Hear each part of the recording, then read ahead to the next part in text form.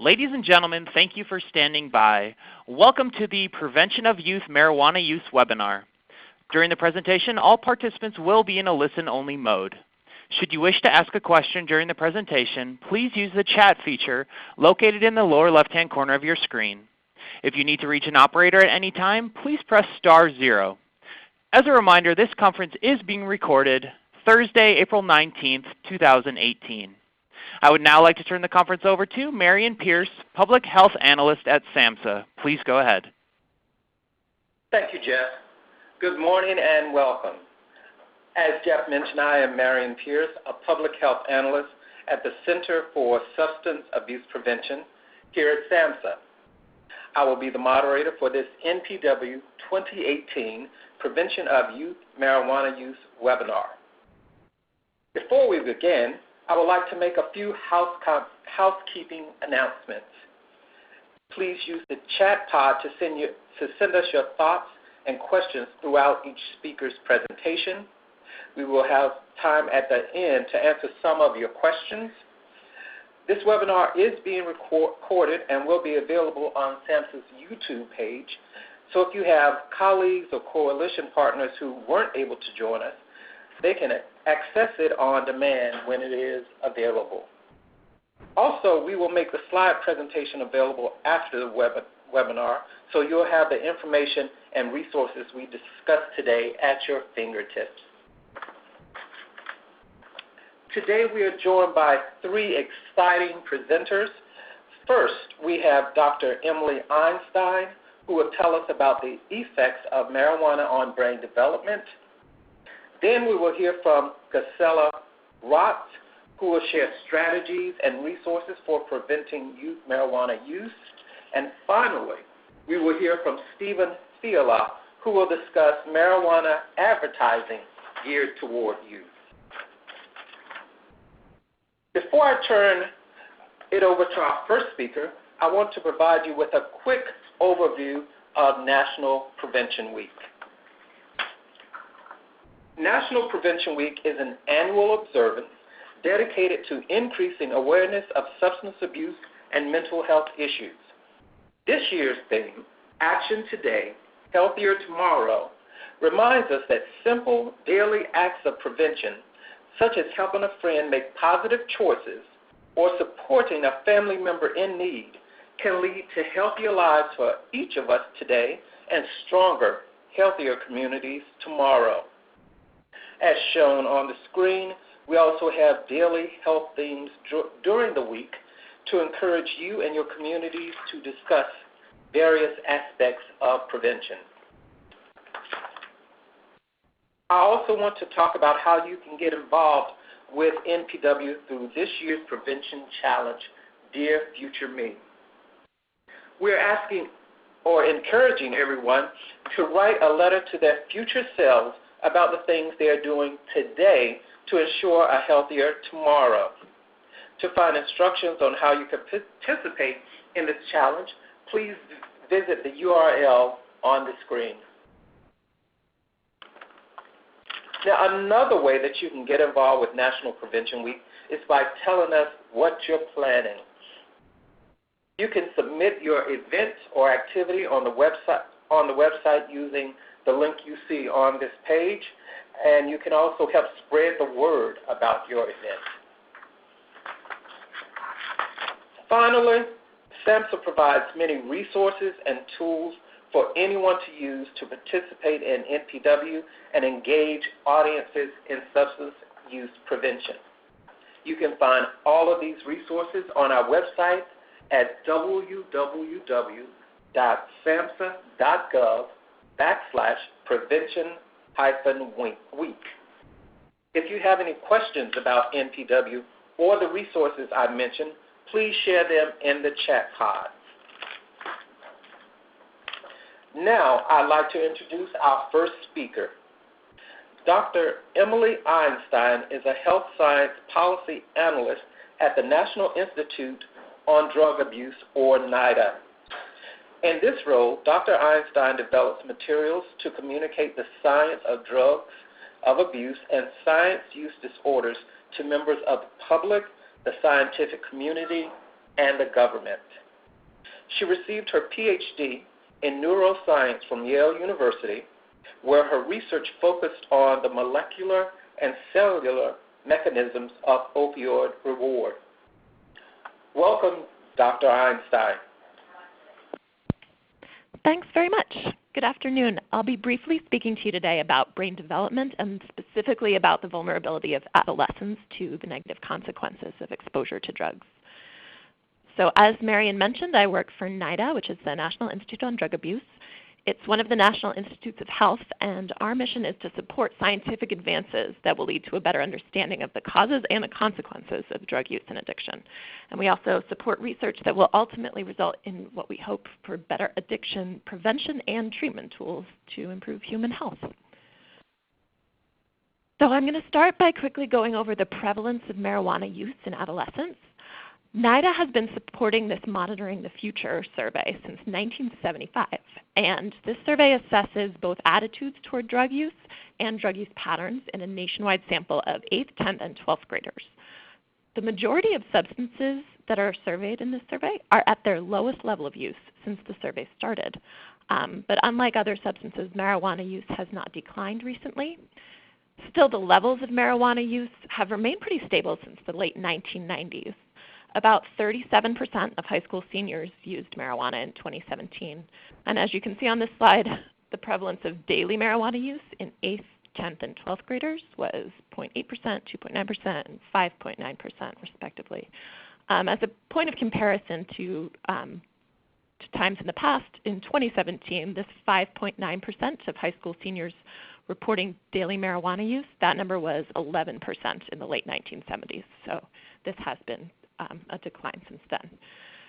There are two variables related to marijuana use that we're keeping our eyes on that this survey also assesses. The first one of those is the high levels of e-cigarette or vaporizer use among students of these ages. About 28% of 12th graders reported vaping in 2017, and 9.5% of high school seniors reported that they were vaping marijuana. So we will need to see in the future if more widespread use of this novel delivery system for marijuana begins to increase the levels of use of marijuana. The second variable of note is a reduction in how harmful adolescents think it is to smoke marijuana. As I highlighted on this slide, the majority of students don't think that marijuana use is harmful, but they still do disapprove of regular marijuana use. So this slide represents that same idea. The graph on the left shows data from that same survey I was just speaking about, the Monitoring the Future survey. And the graph on the right represents data from SAMHSA's National Survey on Drug Use and Health, and that is another nationally representative sample. Both surveys have shown that in recent years, the perception that there's no risk, let me find my pointer thing. The perception that there's no risk in smoking marijuana has risen dramatically in both of these surveys, but that has not been accompanied by an increase in use. These use lines have stayed pretty flat. This is an unusual pattern. It's more typical for a use of a drug to increase when perception of risk associated with that drug decreases, as in this case.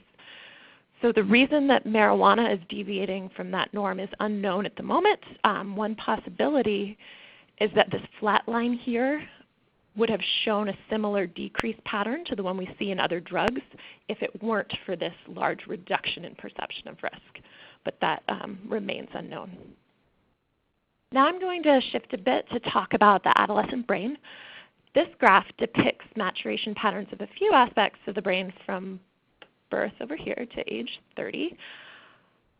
The green line represents just the overall growth of the size of the brain, and you can see that it grows rapidly and consistently.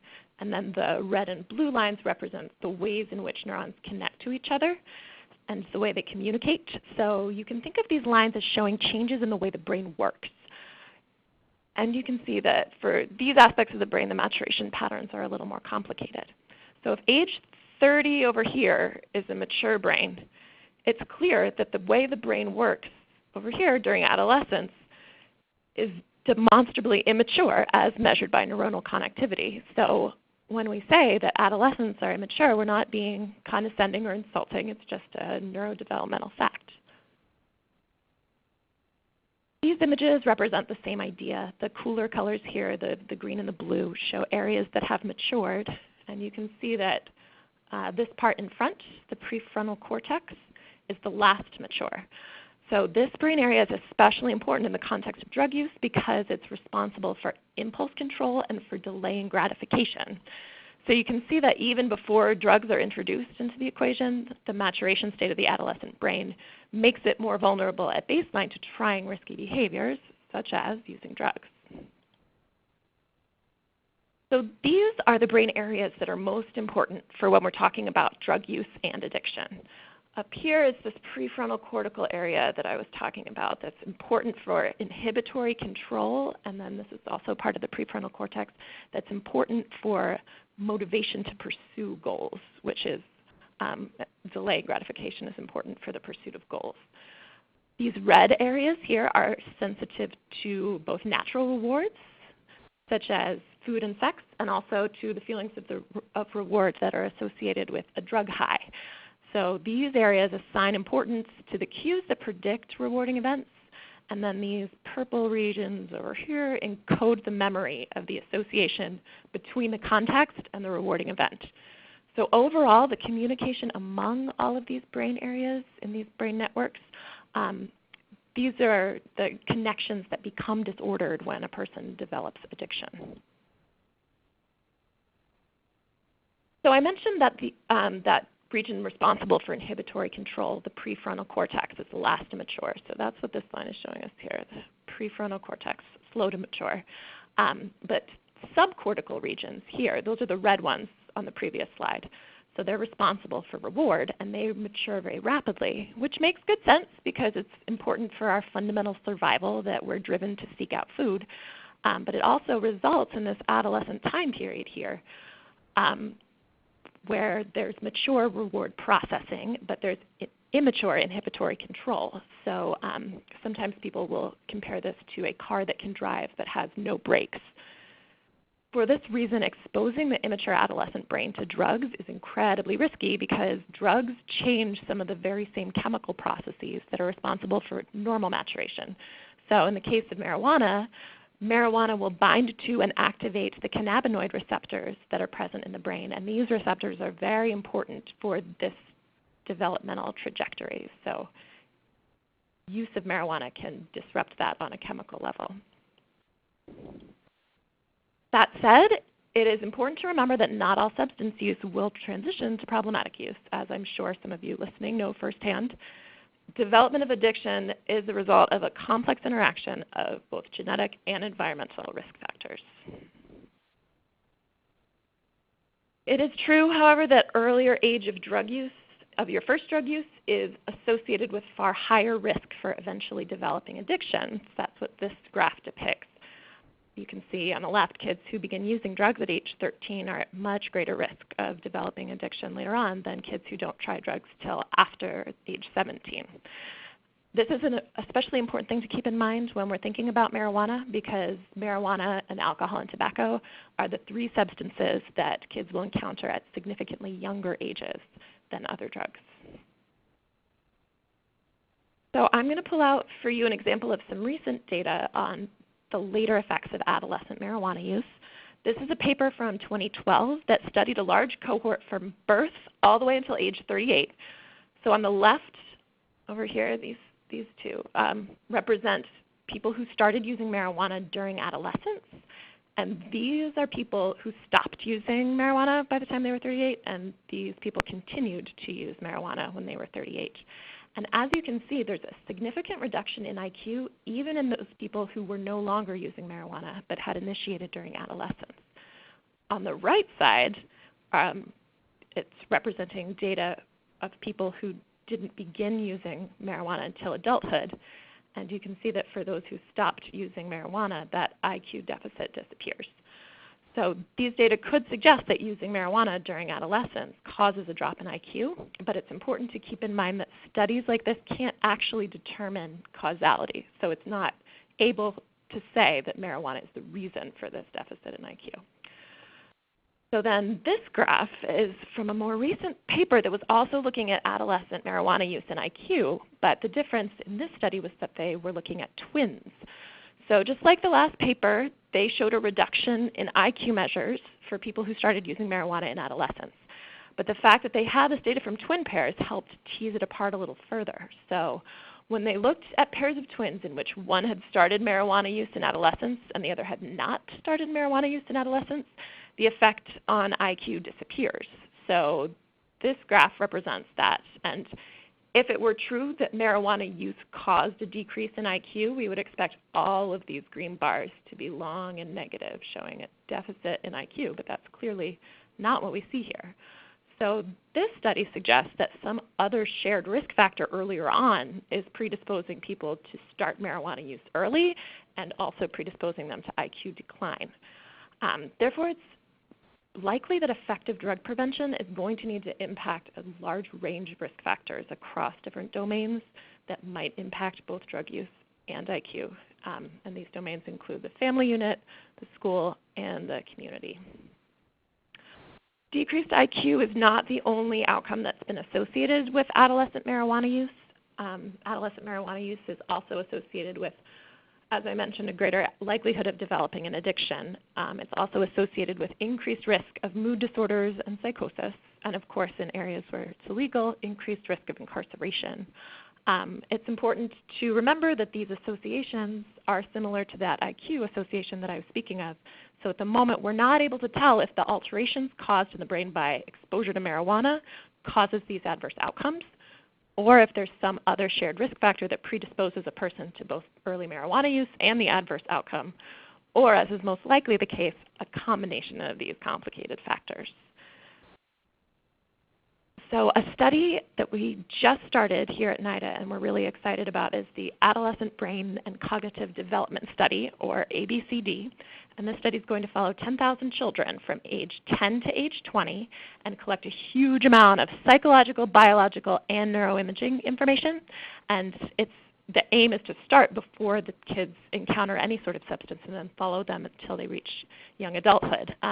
So this study should be able to provide great opportunities to tease apart the causes and the consequences of drug use.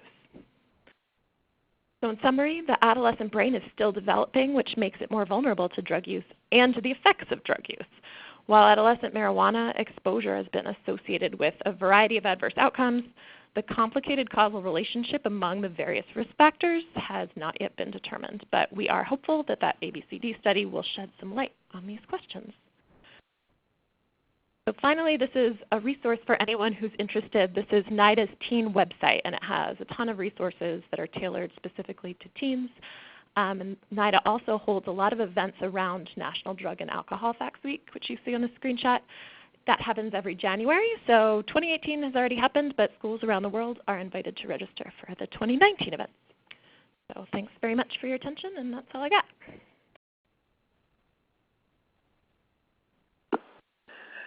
Thank you, Dr. Einstein, for that very insightful and informative presentation.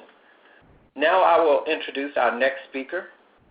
Gazella Roth is a regional coordinator for the Northeast Resource Team of SAMHSA's CAPT, where she provides resources and assistance to SAMHSA grantees in the northeastern United States as they seek to reduce the impact of substance misuse. Prior to this position, she served as a community prevention director in multiple communities in Massachusetts. Her specific expertise include developing social marketing campaigns using trauma-informed approach to prevention and developing cross-sector partnerships. Gazella is also a certified prevention specialist. Welcome, Gazella. Thank you so much, Marion, and good afternoon, everyone. It's a pleasure to be here with you today. So I'm going to spend the next few minutes talking about some strategies that are identified in the literature related to preventing youth marijuana use. And we are actually going to really hone in on a factor that Dr. Einstein just talked about, which is the perception of harm. So really wanted to hone in on if we look specifically at strategies that increase the perception of harm of marijuana amongst youth, what kinds of strategies might we be thinking about? So these strategies that I'll identify can be found in some of the CAPT decision support tools. I have links and information about how to access those at the end of my section, and I'll go over that then. I want to just give a caution that there's not much in the research around these specific risk factors and related strategies. And so I encourage folks to think about that continuum of evidence. And at the end, I'll also talk about a couple of considerations for when you as a community prevention provider might need to think about a different type of strategy. I'm also going to focus and hone in on the components of programs today versus kind of the names of programs, because I think it's important to be thinking very critically about the kinds of things that we are implementing, not trying to endorse any specific program specifically, really want to be thinking about what kinds of things should we be thinking about that can be effective in addressing the perception of harm. So again, when we think about our logic model, right, the youth marijuana use and related behaviors are kind of the problem behavior that we want to be addressing. Looking at the risk and protective factors that are relevant for that. In this case, that's the perception of harm. We want to make sure we're linking those interventions directly to those particular risk and protective factors to have the biggest potential for impacting that initial youth marijuana use. Just a reminder to folks that when we're thinking about selecting strategies, we want to be sure to be addressing the risk and protective factors. We also want to be identifying strategies that cover more than one socioecological level, right? So we have the individual, the family, or even peer, right? Family, peer level, then the community level, and the society level. A lot of the research we find focuses in on those individual level strategies because honestly those are the easiest to evaluate. But we should be taking a step back and thinking more broadly about how can we intervene at each level in order to really help address that particular risk and protective factor. So with that, I want to start by talking about programs that are associated especially with increased perception of harm. In this case, those are multi-component drug education programs and curriculums. These are programs that really focus on increasing knowledge of consequences related to marijuana use and that emphasize refusal skills. The types of programs that we're looking at here, again, multiple parts, right? We want to be able to be thinking about not just single point in time based interventions. These can be school-based curriculums. They can be after-school programs. And ideally here there's a component that also has a parent component, right? So we're thinking about how can we build the skills and the knowledge of our young people and how can we reinforce that with messages and building the skills and knowledge of their parents. These kinds of programs can be middle school based and they can be high school based. They can discuss the consequences of use. Again, practicing those refusal skills is really important. And the evaluation findings for these kinds of programs can really increase the perception of harm use, the perception of harm of use, of marijuana use among participants. And types of programs that we might be talking about here include Hip Hop to Prevent, Smart Leaders, Project Choice. Again, not trying to endorse a specific kind of program, but do want to make sure that we're thinking about these kinds of programs. Then there are also multi-component drug education programs and curriculums that look at specifically impacting reduced favorable attitudes or beliefs about marijuana use, right, related to perception of harm but slightly different. These kinds of programs don't just focus on the relationship per se, but also on school bonding, on communication. They can include a media component, again, that piece around making sure that we're addressing and building resistance skills is really important. Thinking about how we can include parents and the school environment in these types of programs is important. Sample types of programs include Prosper, Project Alert, Red Cliff Wellness Curriculum, which is actually a tribal program. And I should note on Project Alert there we're looking at the multi-year piece. And I think what's interesting here, right, we're looking at relationship building and school bonding, promoting communication, building social emotional health, emphasizing those resistance skills, thinking about how we can support the implementation of other evidence-based programs, because when we can do that and we can impact school climate, it helps to further partner engagement, which can then also kind of support an overall change in norm and behavior, and that's really the kind of thing that we're trying to do here, right?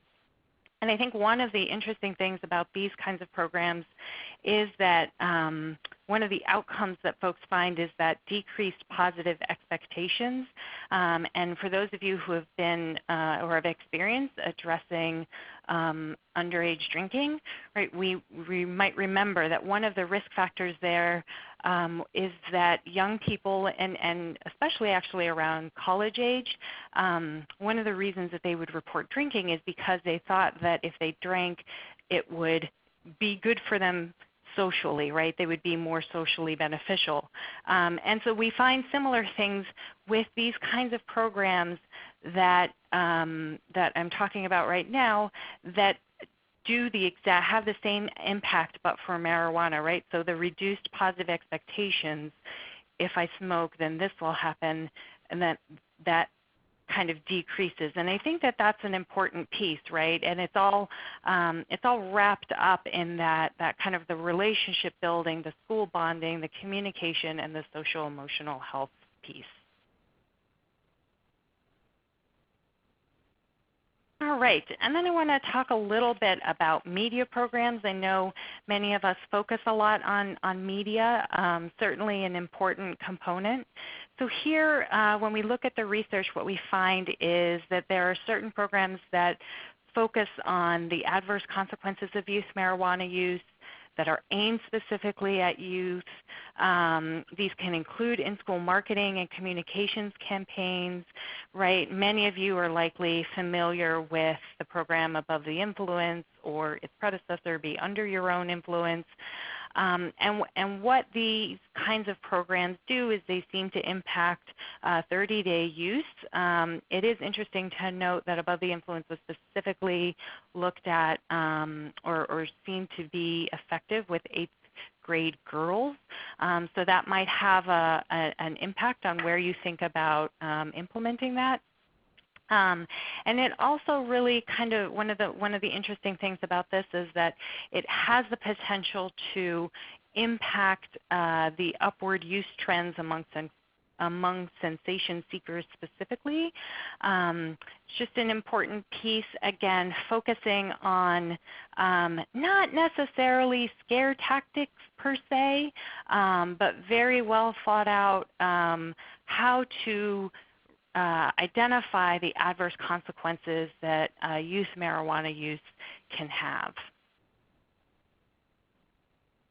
Excuse me, and I just want to take a couple of minutes here to emphasize again that we should be thinking about implementing a combination of strategies. I talked about this a little bit at the beginning, but really the evidence here tells us that implementing a combination of strategies across those multiple domains really have a bigger impact on that risk and protective factor, right? So prevention best practice tells us to go deep, not just wide. So multiple strategies aimed at impacting one factor are more likely to be effective when supported by the evidence, and they have both practical and conceptual fits to our initial risk factor. So if on the screen here we're looking at the perception of harm risk factor, we might be thinking about doing a social marketing campaign that's aimed at one part of the population, a community-based education piece, which maybe this is a selective intervention with a parent component with a program that is found to be effective in reducing overall substance misuse prevention, and a universal curriculum component. So really encouraging you to think about how like the cogs of the wheel can work together to impact a specific risk factor. And I realize I didn't give you a beautiful laundry list of programs that are effective to address the perception of harm for youth marijuana use. So just want to encourage you to think a little bit critically about what's happening in your own communities that works for addressing other substances that might be relevant, that might be useful to think about for preventing youth marijuana use. These emerging substance misuse problems, we see a changing legal landscape as we do with marijuana.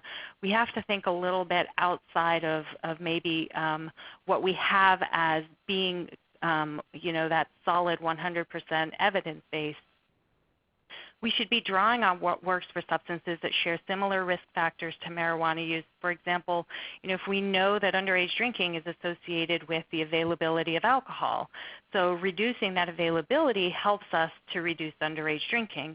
We could draw on this knowledge to impact marijuana use too, right? So youth marijuana use is similarly impacted by availability. The methods we use to reduce availability would obviously be different between underage drinking and youth marijuana use, but those underlying risk factors really remain the same. Identifying some of those promising approaches with limited evidence of effectiveness that make theoretical and practical sense and that address the underlying risk or protective factors, and then evaluating these approaches using as rigorous methods as we can is really important and helpful, and we as prevention practitioners should be thinking about how the work that we do in our individual communities can contribute to a wider prevention landscape.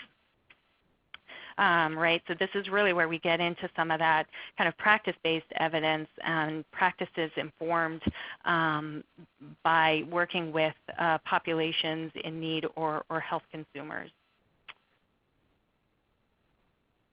Then I just want to spend a couple of moments just again telling you where you can draw some more information from.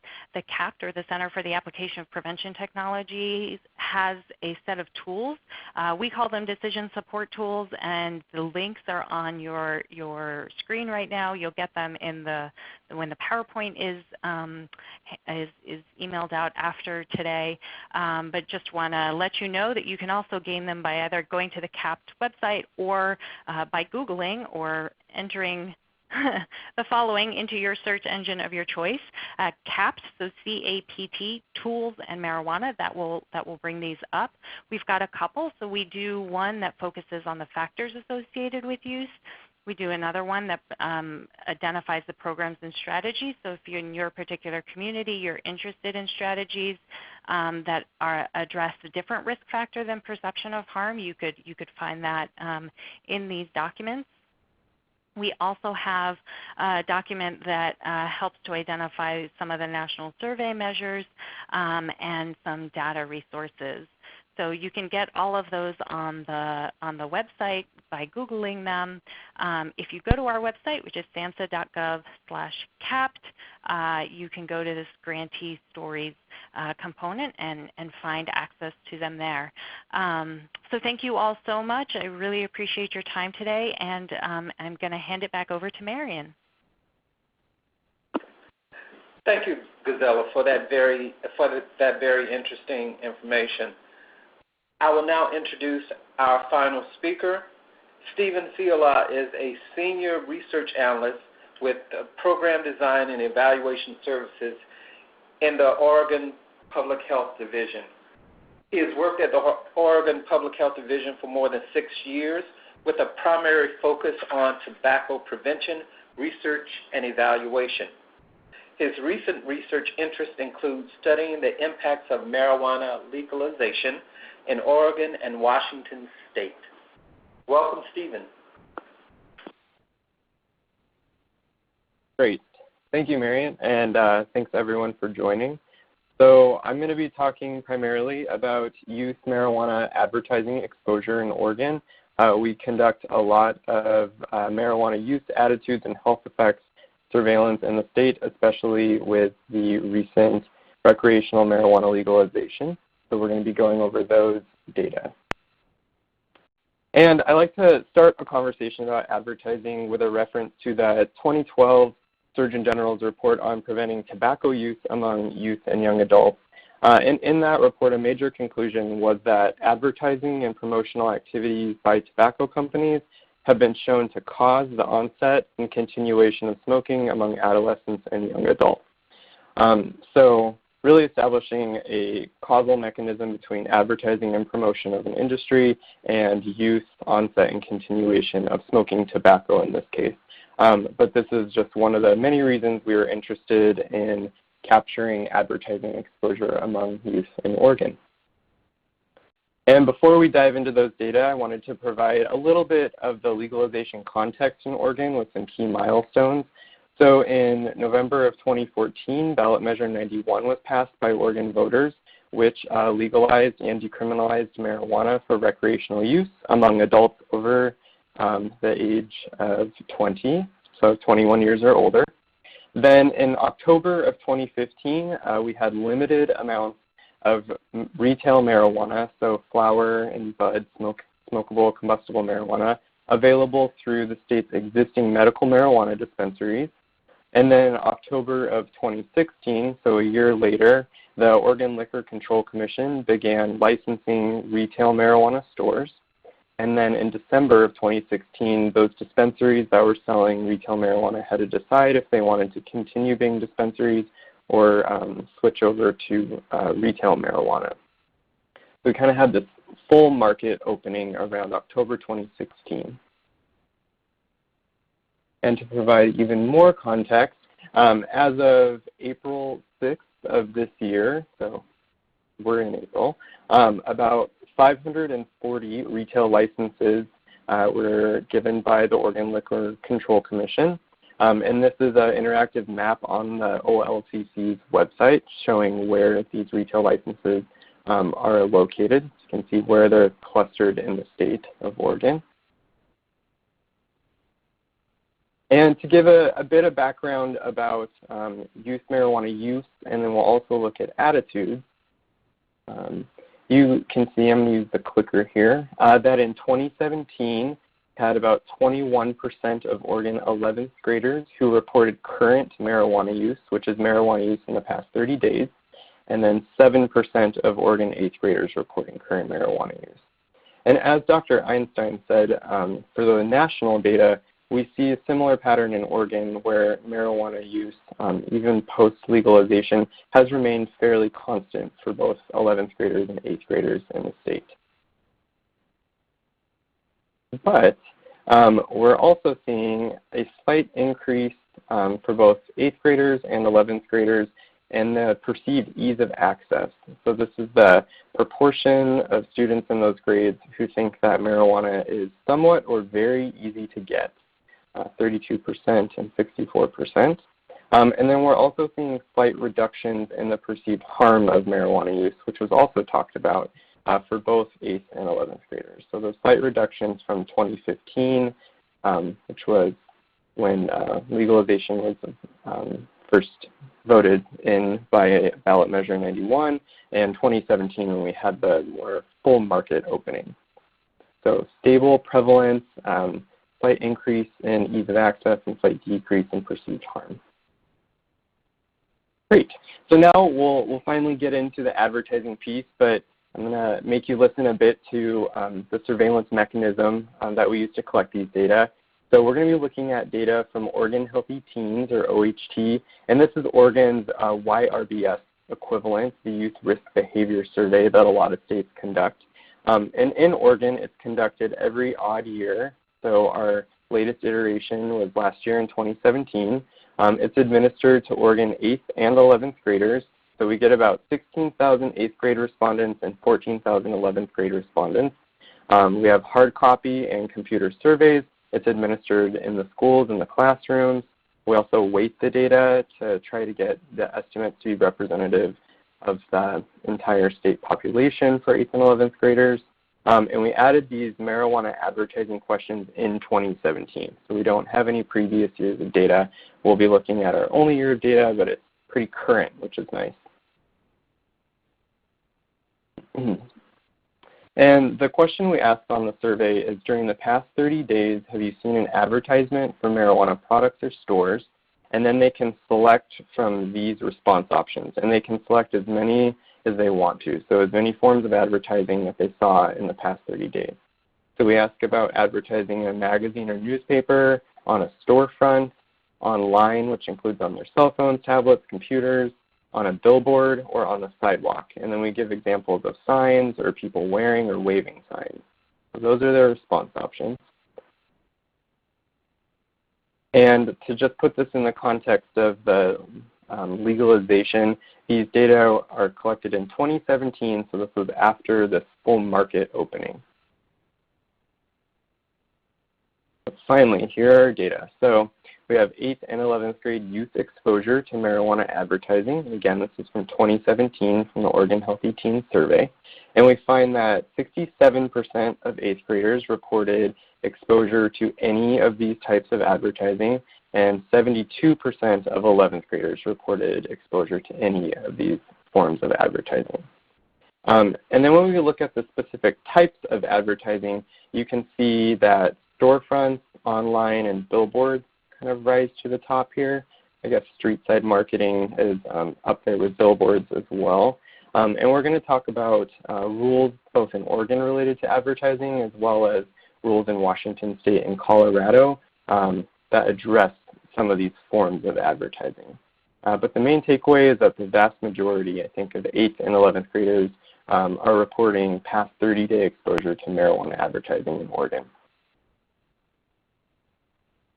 Okay, and now I'm going to talk a bit about the information environment in Oregon, specifically related to marijuana. And so the previous presentation touched a little bit on the use of media and media campaigns for youth prevention.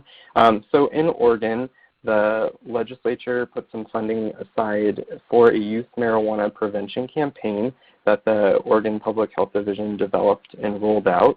It was actually a pilot campaign, so it took place in more urban county as well as 2 more rural counties as the pilot sites. And it launched in June 30th of 2016 and then ended in June 30th of 2017. I'm not going to go into a ton of information about the campaign, but they were focus group tested.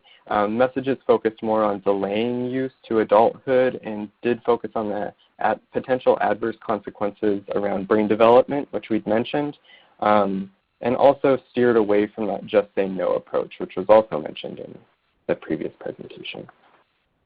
Okay, so that's kind of the youth prevention messaging in the environment.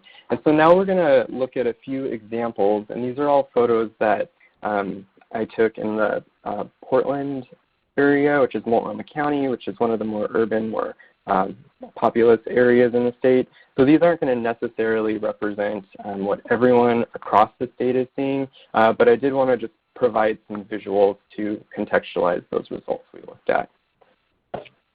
So here we see examples of what that street side marketing could look like with the sandwich boards outside of the retail stores. We're also seeing marijuana advertising and feature stories in local newspapers. So this was a kiosk for a local newspaper, and they were highlighting their feature story around pairing Girl Scout cookies with cannabis strains. This is another example of street side marketing, and it has that adorable little owl potentially appealing to youth, advertising craft cannabis. These next examples are just a couple storefronts, so you can get a feel of what these can look like. We have electric lettuce here. It's a bit more vibrant, has signs around reefer and dope in the window. And then another one over here, a little bit more subdued, but also kind of interesting that it equates it with wellness. So just a couple examples of what that storefront response option could be referring to. And then here we have a sign waiver outside on the sidewalk advertising recreational cannabis for $10 a gram. And then also wanted to point out that there are other organizations like WeedWorks and Weed Maps that have advertising present in the city and throughout Oregon. So in this case, just a sticker on a crosswalk button. And then last, we'll look at a couple examples of billboards. So this billboard is right off the interstate as you're entering Oregon from Washington State, advertising the exit where you can get weed. You also get a free bong with a quarter-ounce purchase, and also conveniently located right next to Denny's, apparently. Just an example of a highly visible billboard on the main interstate in the state. And then our last example of a billboard is about the dab form of marijuana use. So got dabs, kind of co-opting that got milk slogan. And I also think this billboard is pretty interesting in that it is advertising dabs, which may not be a known form of marijuana use to most people. It's not the same as smoking. It's a highly concentrated form of marijuana. So those are just some of the examples of the advertising that are in the environment in Oregon. And now I wanted to provide a bit more context about the Oregon rules. So House Bill 3400 was what operationalized Ballot Measure 91, and as a part of that bill there was a rule writing process and rules specifically related to advertising. So I pulled out some of the language here that I thought related to this discussion of youth prevention.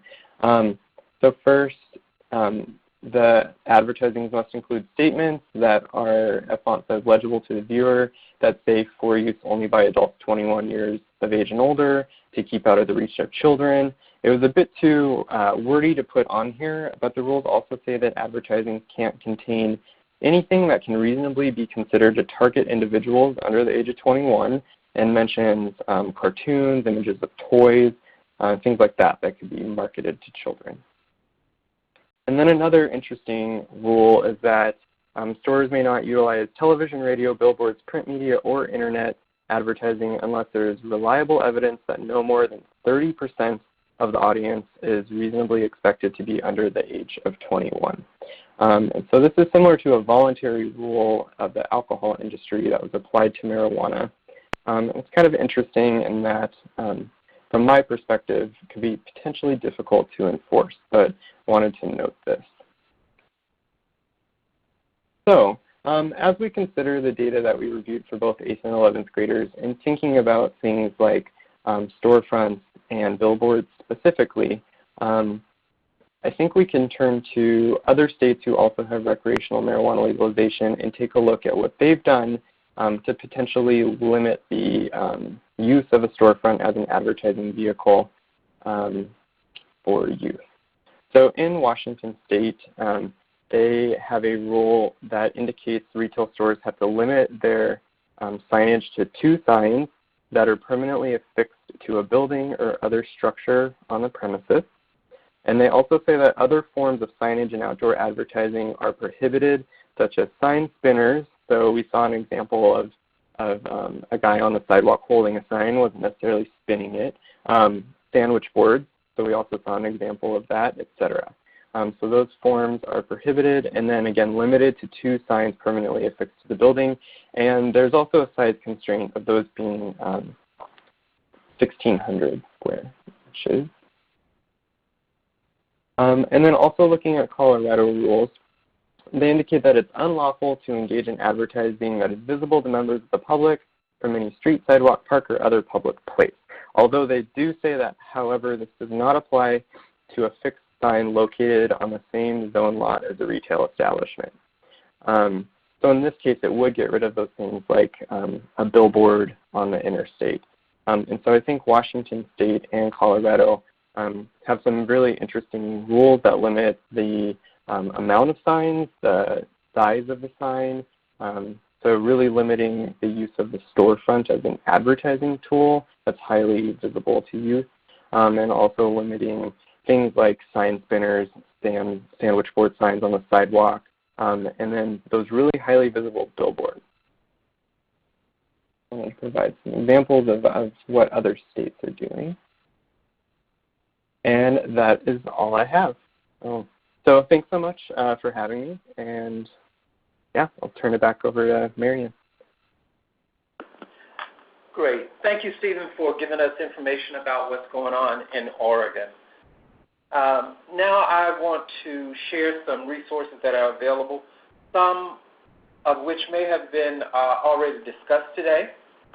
Again, we will make this slide presentation available to everyone who registered for the webinar, so you will have these resources on hand, such as the tips for teen on marijuana, and also NIDA's webpage, which has also drug facts on marijuana. Now we have time for a few questions from the audience. As we mentioned before, please use the chat feature to share your questions with us. So I will start with a question that was directed to Dr. Einstein. Is it important to consider that all of these studies were done on marijuana that was much less potent than marijuana that is used by kids today? Hi, yeah, that's a really great point. It's absolutely true that the marijuana available now is of increased potency compared to, say, 30 years ago or so, and we're keeping a close eye on how that potency changes. So you can think of these studies as sort of a snapshot in time, especially these human observational studies. They're going to be reflective of the marijuana used during that time. So, for example, when I showed you people who are 38 years old now, they will be using the marijuana that's currently on the market, but their adolescent exposure would have perhaps been of lower potency. And the ABCD study that we have moving forward will be reflective of the marijuana that's on the market now. It is also, it's a bit of a research barrier that researchers don't always have access to the marijuana that is most currently available and most frequently used. So it's really important that we facilitate access to that so that we are able to study what people are taking right now. Great. Thank you, Dr. Einstein. This question is for Gazella. What are the differences or similarities in prevention approaches for marijuana and tobacco use? Oh, that's a great question. I think there are definitely some similarities if we can think about, conceptually the way that we have thought about making sure that things like rolling papers and that kind of tobacco-related paraphernalia needs to be, protected behind or not protected, but kept behind a counter at a storefront instead of readily available.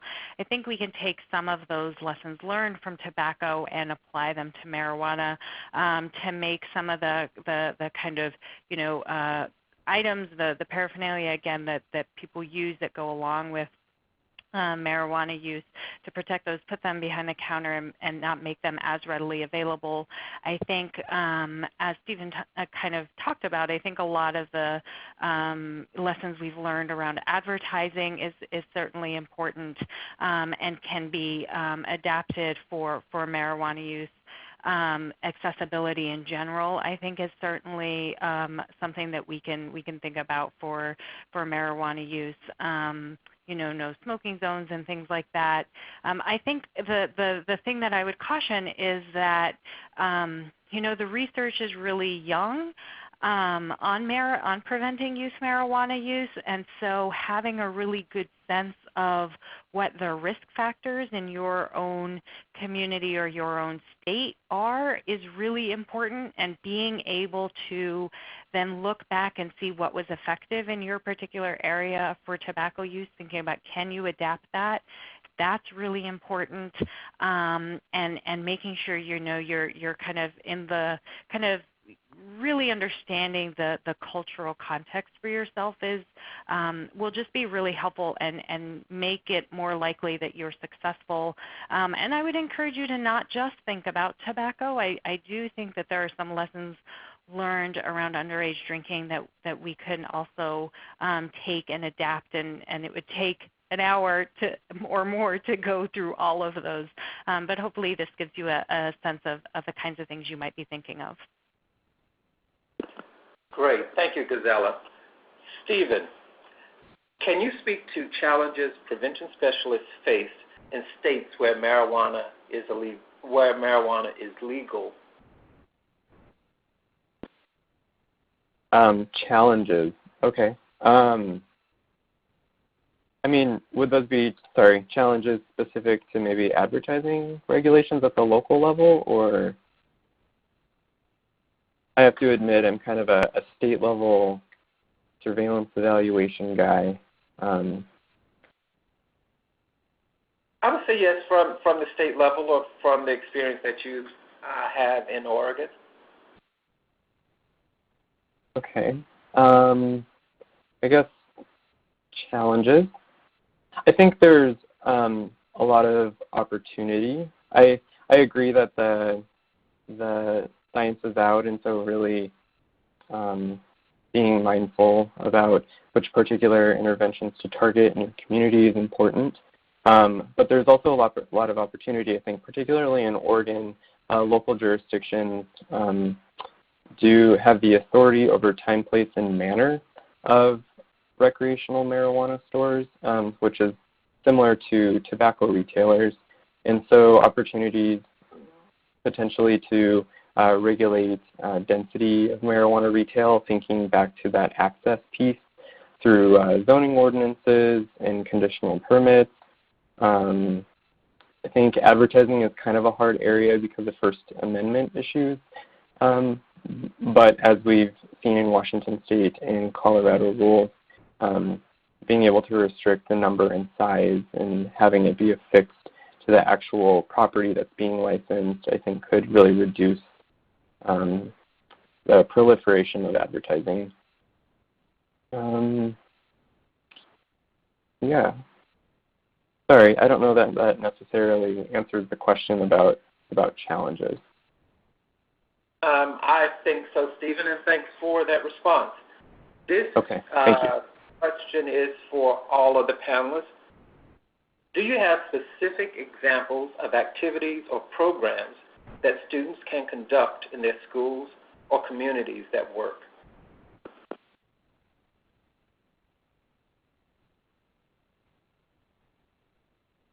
This is Gazela. I can start. I think we've talked about some of them. I think if you're talking about high school age students, programs such as Above the Influence, where you're really having peer leaders show a good set a good example, and really kind of promote the healthy lifestyle. I think that's really important. I do think that there's a lot of importance around supporting young people who have might be at a higher risk for using and becoming dependent on marijuana, and we should think very carefully and strategically about how we engage them as well. That's important. I think if we're thinking about younger populations, there's a lot out there around social emotional learning, and that's important. And I know NIDA has the Principles of Substance Abuse Prevention for Early Childhood available online, and I'd encourage folks to take a look at that as well.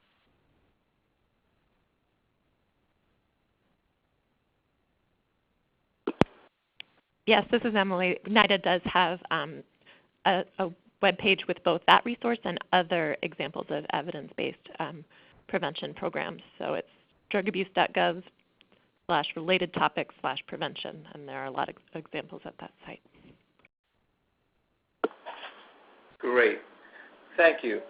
This question is for Dr. Einstein. Can you touch on the dangers and problems of synthetic marijuana? Sure. So synthetic marijuana is a term used to describe synthetic cannabinoids. So they are chemicals that bind to that same receptor that marijuana binds to and that the endogenous cannabinoids in the brain bind to. So I was talking about its importance for prefrontal cortical development. But some specific dangers to synthetic cannabinoids are, number one, it activates that receptor a lot more strongly than other substances. So the effects can be very strong. And then also, since it's not regulated and it is sold in places without regulation, there's no way to really know what's in it. So it's possible that something marketed in that way might not even involve a cannabinoid at all, or could involve some other dangerous, even more dangerous substance. So yeah, I'd say that the greatest risk for synthetic cannabinoids is that you might not have any idea what's in them. And I am not aware of any reports of fentanyl contaminating synthetic cannabinoids, but fentanyl contaminating all sorts of illicit drugs is a huge problem right now that's causing a lot of overdose.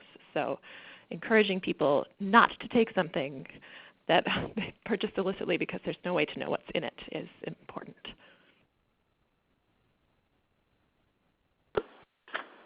Thank you.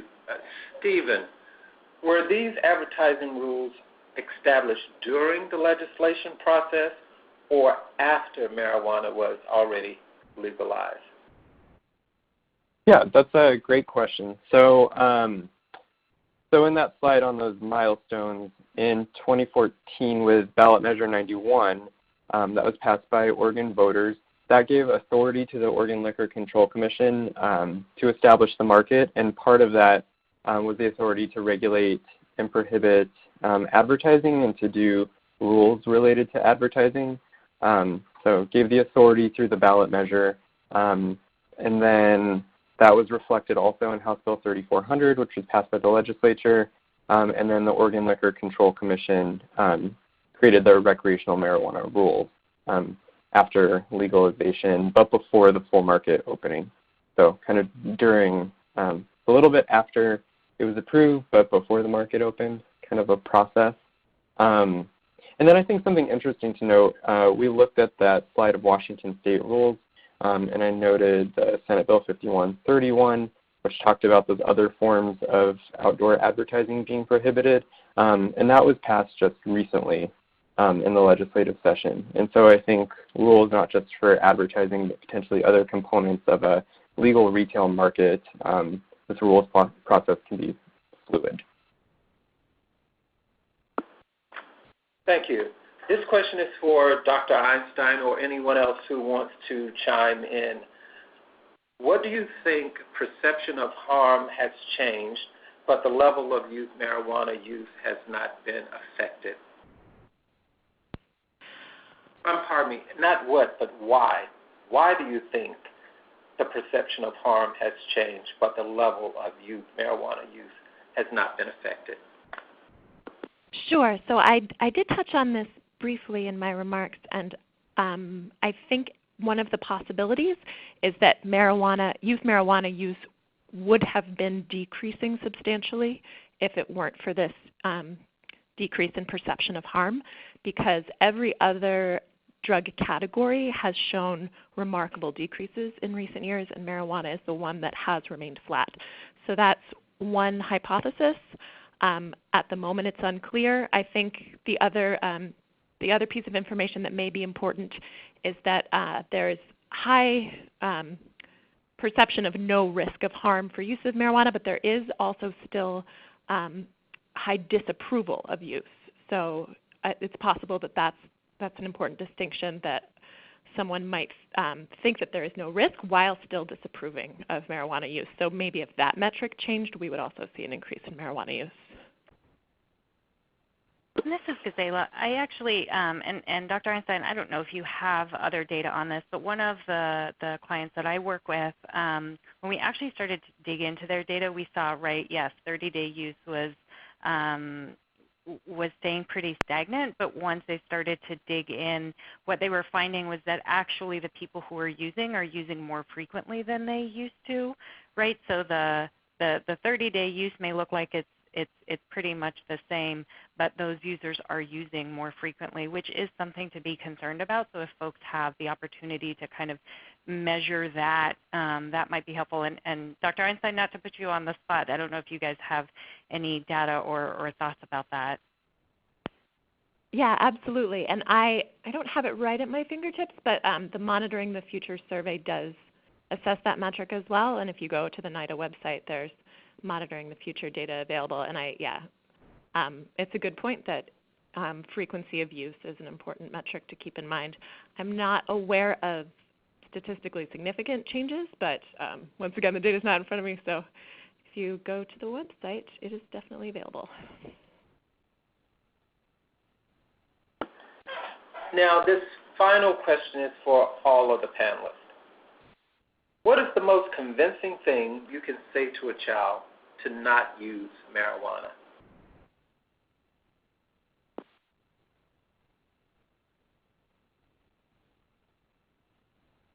This is Emily Einstein. I'll start, and I think that since my my area of expertise is more at the basic science level, this is more of a personal opinion based on the college students that I used to teach. But I would say it's important to stick as closely to the facts as possible. Kids will have seen someone they know smoke marijuana and not have any obvious consequence, so it's not useful to say that marijuana is horrifying and bad and horrible things will happen to you as soon as you touch it. To me, the most effective thing is to point out that the brain is not finished developing. Marijuana can interfere with that. And I think a useful message is the longer you can delay any sort of substance exposure to your brain, the better off you will be. And this is Gazela. I absolutely agree with Dr. Einstein. That is exactly what I would pitch, not just related to youth marijuana use, but also any other substance. That delaying is just so important. We want their brains, we want them to develop as well as they possibly can, and we want to give everyone the best opportunity for great life outcomes that we can. And it's not, experimenting is not to be fatalistic about it, but as much as we can help those brains along, the better.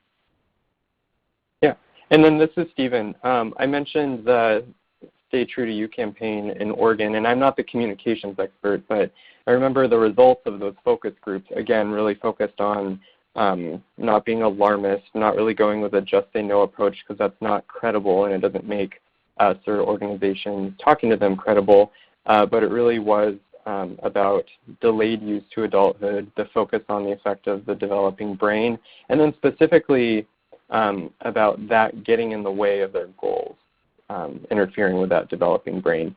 And then also in terms of messengers to youth, specifically for this campaign, they wanted to hear from marijuana users as a potential messenger. So I thought that was interesting. And if anyone is interested in those focus group results or kind of the development of the campaign, feel free to contact me and I'll put you in touch with the Public Health Division and Communications folks who put that together and conducted the focus groups.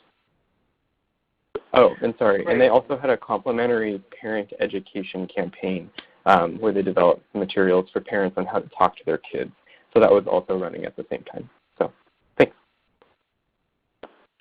Great. I also would like to remind those on the line that the revised tips for teens for marijuana has information that you can use if you want to talk to someone about marijuana use. Also, NIDA's website has information on marijuana on their teens website. Drug facts, marijuana is, as we see on this slide presented here. So we have those and many other resources that are available.